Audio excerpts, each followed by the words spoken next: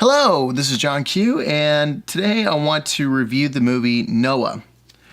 Now, Noah is obviously based on the biblical tale, but this movie is a really heavy reimagining of it.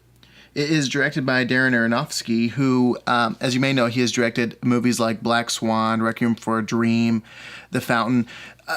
Pretty much he's got an excellent portfolio. So when I went in to see Noah, I've had a pretty high expectation, and I gotta say, my expectations were exceeded, actually. So I saw this movie in IMAX, and just on a side note, let me go ahead and say that it is worth the extra money for IMAX. It is just a gorgeous, visually heavy piece, and it needs to be seen in a really big screen. It is just amazing to look at. So, anyways, most of us already know the tale of Noah, how, you get this man who gets these visions that the world's going to flood over and, all the bad people are going to die, and he has to save his family, get two of every animal so that they can breed and repopulate the world. So, yeah, this is pretty much the retelling of that story.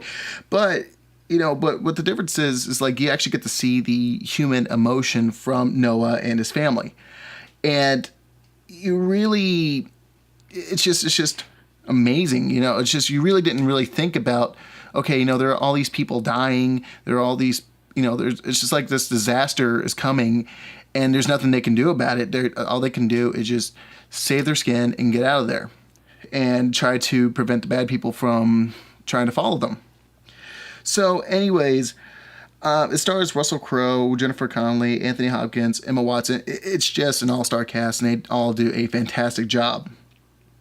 One thing I like about this casting is that, unlike other movies that are about Noah, which Noah is portrayed as an elderly man, his children are all seen as fully grown and whatnot.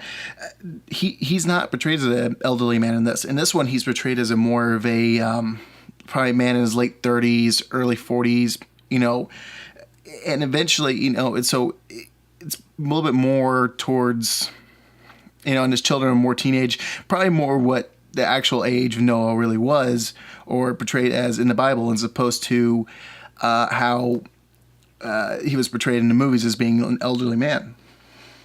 So I thought that was a kind of a cool choice right there.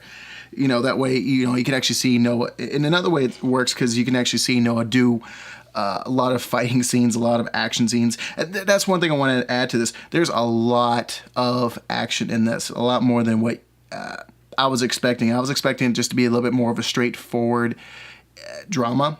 But no, this was like an action movie. I mean, there was a lot of fighting scenes, a lot of blood and gore. Actually, a lot more gore than I was expecting for a PG-13 movie.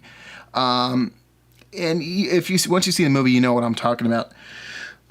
So that is one thing. There is a lot of violence to take in when you go and see this movie, but it's not like a Passion of the Christ level violence where it's just over and over and over again. Again, just repeating, this is a PG-13 rated movie, so the violence was used sparingly, but when it was used to great effect.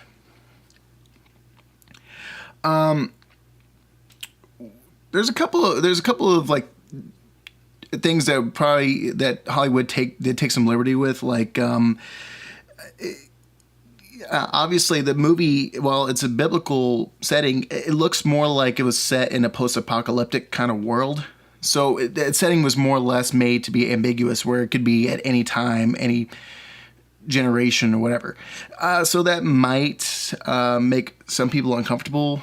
What else? There's also a group of fallen angels that bond with rock and earth, and they wind up becoming these giant rock monsters that, in my opinion, kind of resemble Transformers a little bit, if they were made of rock instead of metal. That might also make some people uncomfortable, but I thought it was a cool visual. I thought it was really, actually, to be honest, I thought it was actually kind of awesome. So, to me, it worked.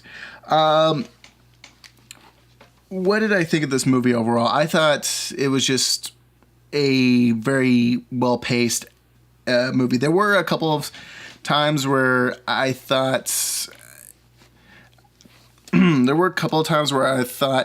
Noah was getting a little bit out of character, but and you'll know what I'm talking about when you kind of get there, but they kind of wrap it up and kind of made it to where it made sense.